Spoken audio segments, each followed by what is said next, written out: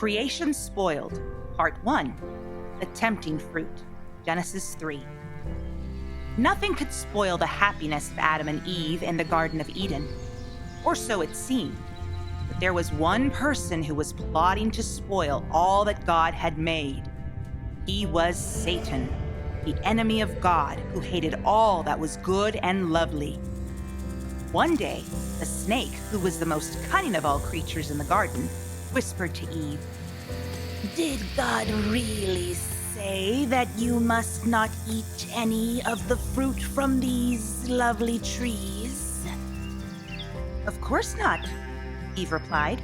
"We can eat all the fruit we want, except for just that one tree over there. God says that we must not eat that fruit, for if we do, we shall die." "That's not true," the snake hissed softly. "God knows that if you eat that fruit, you will be as wise and clever as He is. That is why He has told you not to." Eve looked with new eyes at the luscious fruit that hung in clusters from the forbidden tree. How lovely it looked! She imagined how good it would taste.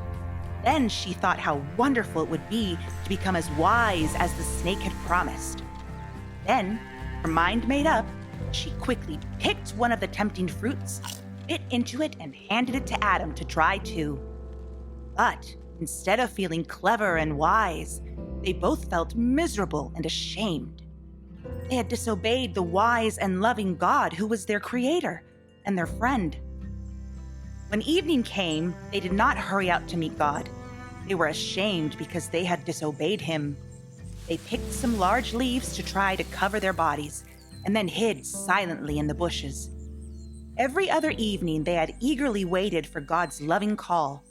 Now, they listened in fear for the well-known sound of God's voice. At last, they heard Him. "Where are you, Adam?" God called.